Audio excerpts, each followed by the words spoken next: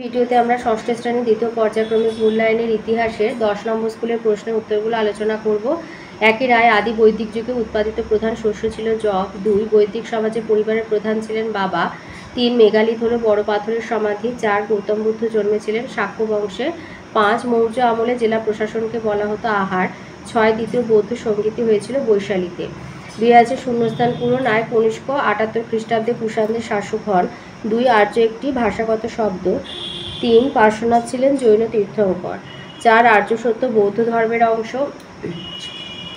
5 ঋগ্বেদের রাজা ছিলেন গোষ্ঠী প্রধান বা নেতা। 3 আয়তে আছে বেদ কয়টি এবং কী কী? বেদ হচ্ছে 4টি। এই যে ঋগ্বেদ, সামবেদ, যজুর্বেদ আর হচ্ছে অথর্ববেদ। ঋগ্বেদ, সামবেদ, যজুর্বেদ এবং অথর্ববেদ। 2 দিয়েছে শ্বেতাম্বর কাদের বলা হতো, এটা আছে বইয়ের 71 পাতায়।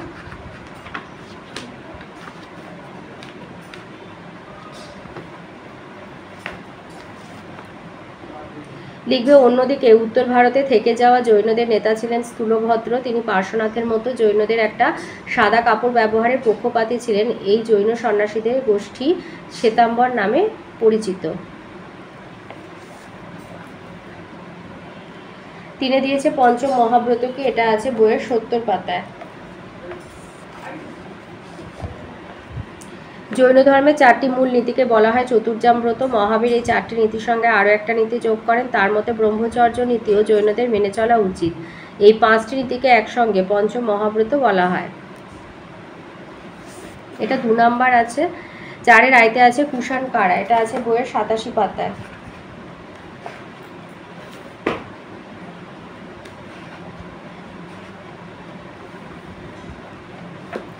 মধ্য এশিয়া থেকে একটি যাযাবর গোষ্ঠী পশ্চিম দিকে চলে যায়। এরা এখনকার আফগানিস্তান ও ভারতীয় উপমহাদেশের উত্তর পশ্চিম অংশে পৌঁছায়। এদের মধ্যে ইউএচি গোষ্ঠীটি ছিল সবচেয়ে গুরুত্বপূর্ণ।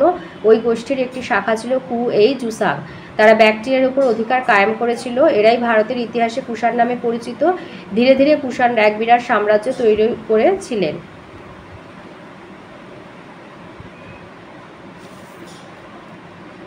দুই দিয়েছে চতুরাশ্রম কি, এটা আছে বইয়ের 56 পাতায়। টুকরো কথা। পরবর্তী বৈদিক যুগে জীবনযাপনের 4টি ভাগ বা পর্যায় ছিল ব্রহ্মচর্য, গার্হস্থ্য, বানপ্রস্থ এবং সন্ন্যাস। ছাত্রাবস্থায় গুরুগৃহে থেকে শিক্ষা লাভ করা ছিল ব্রহ্মচর্যাশ্রম।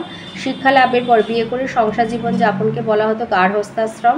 বানপ্রস্থাশ্রম বলা হতো সংসার থেকে দূরে বনে কুটির বানিয়ে ধর্মচর্চা করাকে। আর সব কিছু বলে ঈশ্বর চিন্তায় শেষ জীবন কাটানোকে বলা হতো সন্ন্যাসাশ্রম। এই 4টি পর্যায়কে একসঙ্গে চতুরাশ্রম বলা হতো। শূদ্রদের এই জীবনযাপনের অধিকার ছিল না। 3 দিয়েছে ত্রিপিটক সম্পর্কে লেখো, এটা আছে তোমাদের বইয়ের 73 পাতায়। বৌদ্ধ ধর্মে ত্রিপিটক হচ্ছে প্রধান গ্রন্থ। সূত্র পিটক, বিনয় পিটক এবং অভিধর্ম পিটক, এই 3টি ভাগ নিয়ে হলো ত্রিপিটক। পিটক কথার মানে হলো ঝুড়ি। 3টি সংকলনকে 3টি ঝুড়ির সঙ্গে তুলনা করা হয়েছে।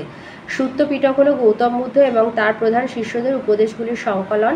বিনয় পিটক বৌদ্ধ সংঘের ও বৌদ্ধ সন্ন্যাসীদের আচার আচরণ নিয়মগুলি আছে। অভিধর্ম পিটকে গৌতম বুদ্ধের মূল কয়েকটি উপদেশের আলোচনা। এগুলি সবই পালি ভাষায় লেখা। গৌতম বুদ্ধের মৃত্যুর পর রাজগৃহে বৌদ্ধদের প্রথম সভা হয়েছিল। জানা যায় যে সেখানে ত্রিপিটকের সংকলনগুলি তৈরি হয়। গল্প আছে যে বুদ্ধের মৃত্যুর পর তার শিষ্যরা দুঃখে কাতর হয়ে পড়েছিলেন।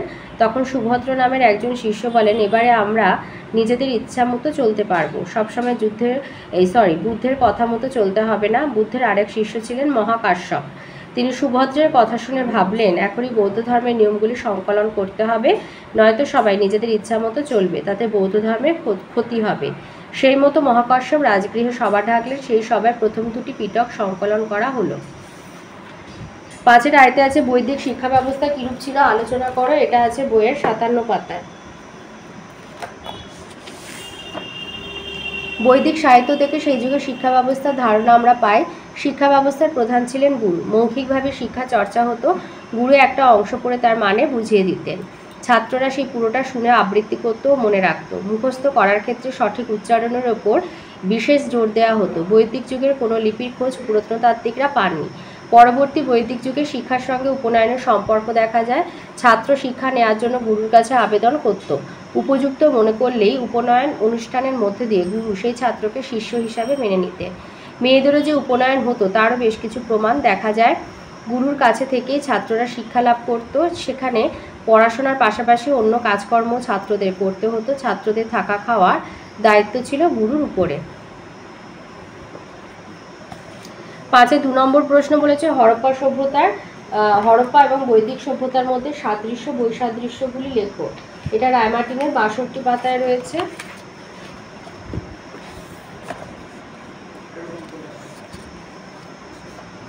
নগরকেন্দ্রিক হরপ্পা সভ্যতা আর গ্রামীণ বৈদিক সভ্যতার মধ্যে কিছু কিছু বিষয়ে মিল থাকলেও বেশ কিছু অমিলও লক্ষ্য করা যায়। মিলগুলো হচ্ছে, প্রথমত হরপ্পার অধিবাসী আর বৈদিক আর্যদের খাদ্যরীতি, পোশাক, মেয়েদের কেশবিন্যাস এবং অলঙ্কার রীতি ছিল একরকমের। দ্বিতীয়ত, হরপ্পার নগরগুলির মতো বৈদিক সভ্যতাতেও বয়নশিল্পের প্রচলন ছিল। তৃতীয়ত, বৈদিক দেবতা রুদ্র ও অদ্বিতীয়। পৃথিবী হলো হরপ্পা সভ্যতার শিব ও শক্তির প্রতিচ্ছবি। আর চতুর্থত, নৃতাত্ত্বিক পরীক্ষায় হরপ্পা সভ্যতায় আর্য জাতির কঙ্কাল পাওয়া গেছে, সুতরাং আর্যরা হরপ্পার শহরগুলিতে ছিল। এটা হলো মিল। আর বৈসাদৃশ্য হচ্ছে, হরপ্পা সভ্যতা নগরকেন্দ্রিক, বৈদিক সভ্যতা ছিল গ্রামীণ। হরপ্পা সভ্যতার বাড়িগুলো ছিল পোড়াইটের তৈরি, বৈদিক আর্যদের বাড়িগুলো ছিল বাঁশ ও খড়ের তৈরি। হরপ্পাবাসীরা তামার ব্রোঞ্জ ধাতু ব্যবহার জানত, কিন্তু লোহার ব্যবহার জানত না। বৈদিক আর্যরা তামা ও ব্রোঞ্জের পাশাপাশি লোহার ব্যবহার জানত। হরপ্পাবাসীর কাছে ঘোড়ার ব্যবহার জানা ছিল না। বৈদিক আর্য সভ্যতায় ঘোড়া ছিল গৃহপালিত অন্যতম পশু। হরপ্পা সভ্যতায় লেখনরীতি প্রচলিত ছিল, বৈদিক সভ্যতায় লেখনরীতি প্রচলিত হয়নি। হরপ্পা সভ্যতা ছিল মাতৃতান্ত্রিক, বৈদিক সভ্যতা পিতৃতান্ত্রিক। হরপ্পা সভ্যতা ছিল বয়সে প্রাচীন, বৈদিক সভ্যতা বয়সে নবীন। হরপ্পা সভ্যতায় মৃতদেহ কবর দেওয়া হতো আর বৈদিক আর্যরা মৃতদেহ দাহ করত। তো এই ছিল আজকের আমাদের ষষ্ঠ শ্রেণীর দ্বিতীয় পর্যায়ক্রমিক মূল্যায়নের ইতিহাসে 10 নম্বর স্কুলের প্রশ্নের উত্তরগুলো।